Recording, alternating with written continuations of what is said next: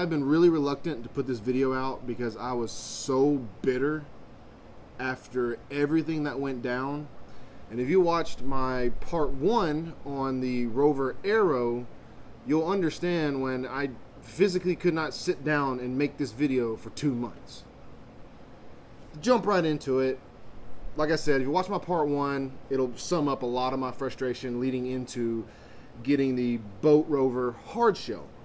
In this video, like, the amount of stuff that happened, I had to write a list just to keep on track. That's just to let you know. So yeah, I sent the Rover Aero back. They accepted it. They sent me the new motor because the first one had a hole in the prime bulb. That was a whole ordeal in itself. Well, in the meantime, a friend of mine has a Gator hard shell, and I used his. And I will say this, the hard shell is a really great design. It's small, it's light, it's easy to move around. We took it 7 miles offshore in the Matagorda beachfront. Performed perfectly. I was able to actually get up and kind of walk around on it a little bit. We were in about 60 foot of water. We ended up doing some spear fishing and catching some sharks, and it was actually a really great platform. The quality, on the other hand, not so much. Once I sent the Rover Aero back, and we agreed to, instead of a full refund, they gave me a discounted option, which there was a lot of back and forth on that because I didn't think they were giving me enough, but we've settled on 35% for the Rover hard shell, because I still needed a vessel for the summer to film content in, which didn't happen. So, double check list. This is when the new set of problems started. Once again, I live in a cul-de-sac, so freight can't deliver to me.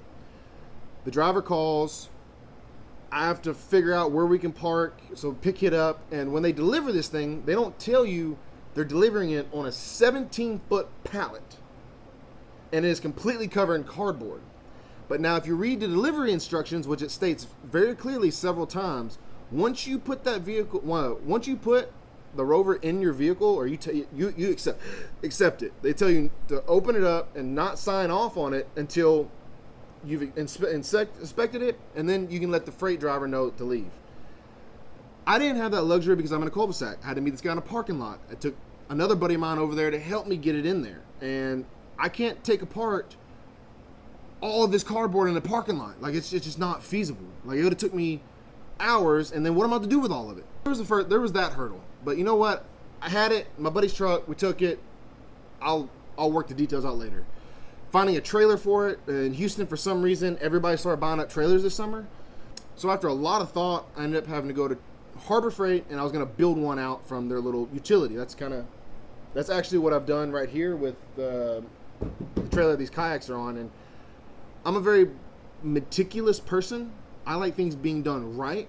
So after we bought the trailer, I brought it to my friend's house, and we spent 6 hours putting it together. Now, it doesn't take that long to put that Harbor Freight trailer together. It's about $500, but I took the time to do the electrical correctly.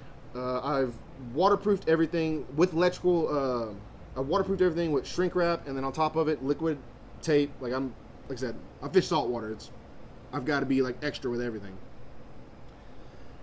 But then, without further ado, here's what I found after 6 hours in the Texas heat, putting this trailer together, getting ready, and then finally, because like I said, it's on a 17-foot pallet.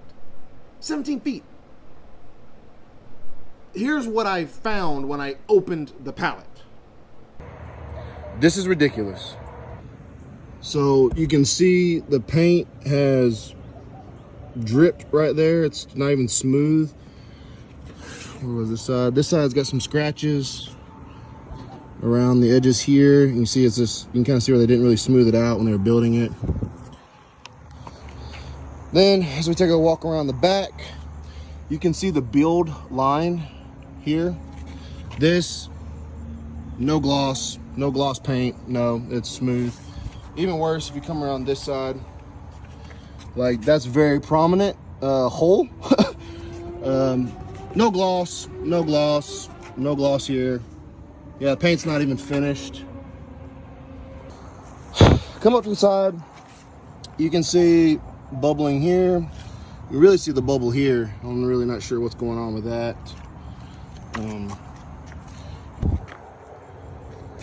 You can see, I'm not sure, these holes are like, what this is, like just bubbling in the paint here, here, some more here and here, there and there. If you look down, so you say like, it's really not even, some more bubbling there, you can see it right there.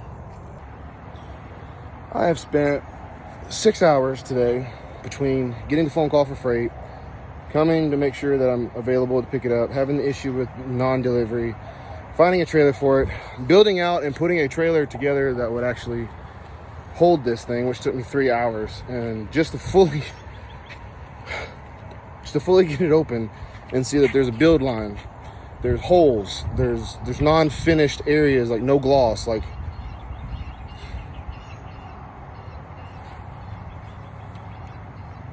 I am so fed up at this point.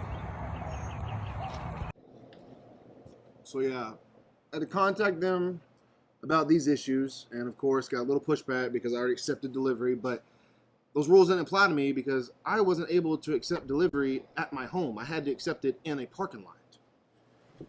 So then the real issue started with, okay, well, what are we going to do? They don't have a dealer close by.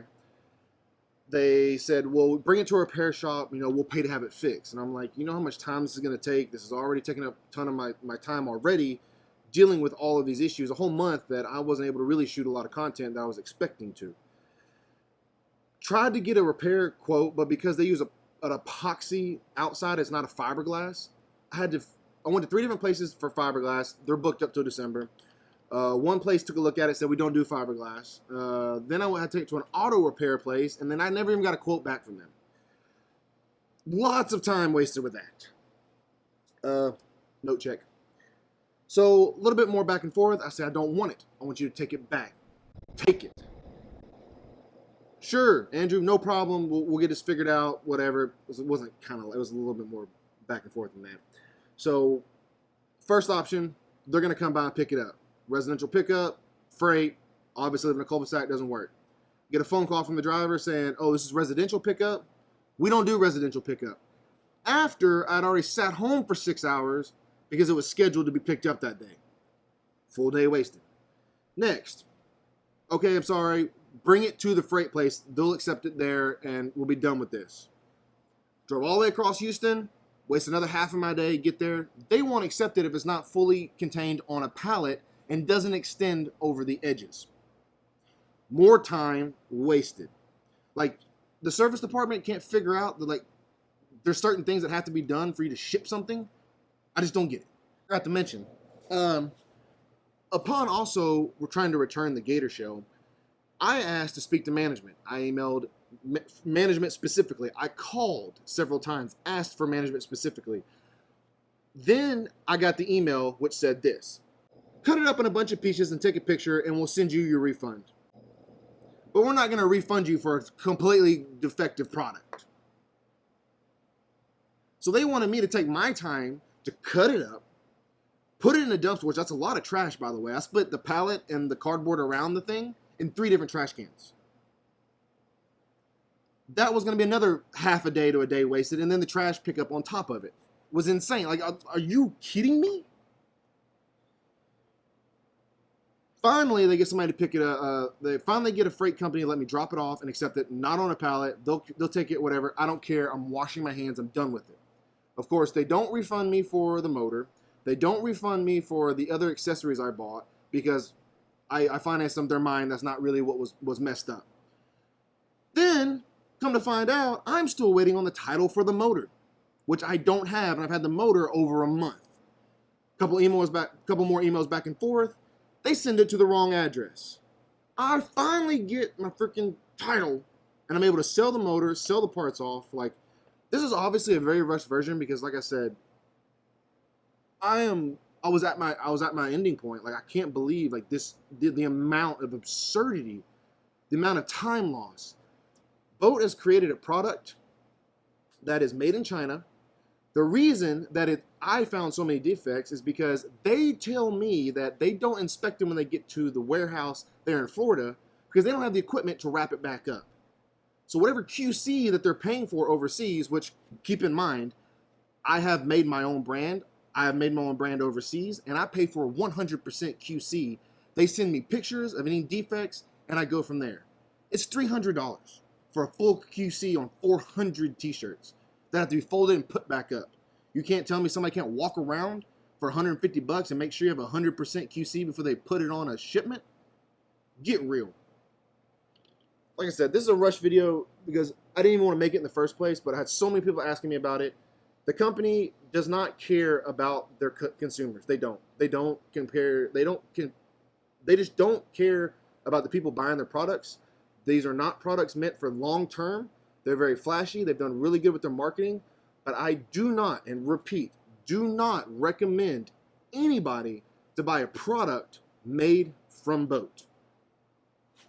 And if you do and have an issue, expect some serious technical problems when it comes to the customer service.